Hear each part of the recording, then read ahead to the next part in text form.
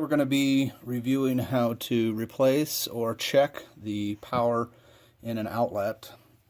Go ahead and purchase one of these devices. They're handy for every homeowner. You can purchase them on Amazon for pretty cheap, but this tests the power. So the first thing you do is plug that in there, and you can see how the light is on. That means that there's power in that outlet. So what you do is you go out to your main breaker box and you start flipping off breakers one at a time until this light turns off. So we're going to go through that process, flipping them on and off until we find the right one. Or you may have a labeled breaker inside the breaker box that will tell you which one this is, so it helps speed up that process. But we're going to go ahead and do that. Okay, we found the correct breaker. The light is now off. Now we can go ahead and proceed and take this apart. We're going to go ahead and unplug this. Next, you find a flathead screwdriver. Go ahead and unscrew.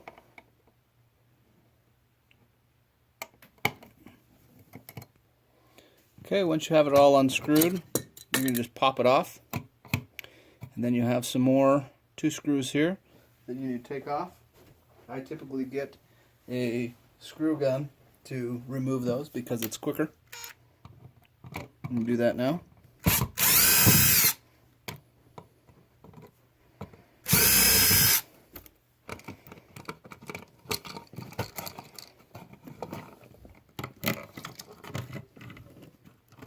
Okay, this is an older one. We're going to look and see what we need to do, but for the most part, we're going to get in here, and typically you'll have one black wire coming to, if the plug is up, it's typically on your right hand side, and the white is on the left hand side, and then you should have a copper wire here. So with that, we're going to go ahead and unscrew these and take them out. This is an older home, so these are screwed in, so they're very easily unscrewed. And you just unscrew them and take them off. If you unscrew them all the way, that's fine. They kind of get to a point where you stop them. And you kind of got to muscle them off. Sometimes they come off easier than others.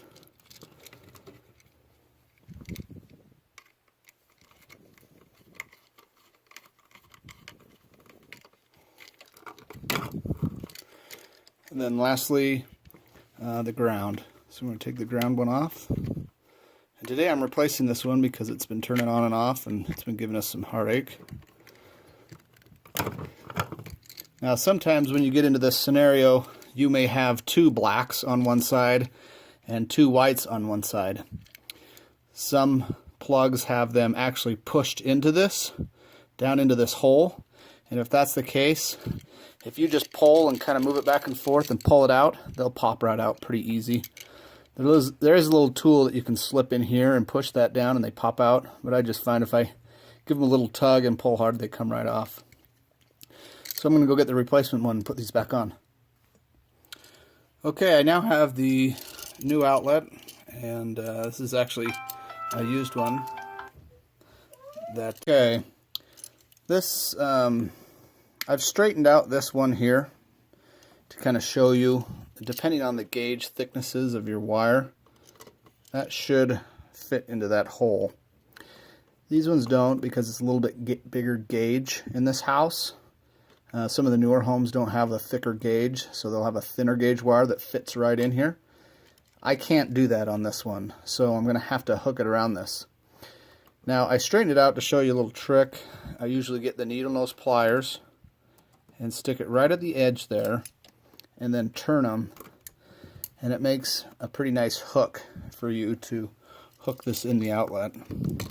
So you just hook that on each side, and then you get your screwdriver, and I like to hand torque these in to give them a little more strength.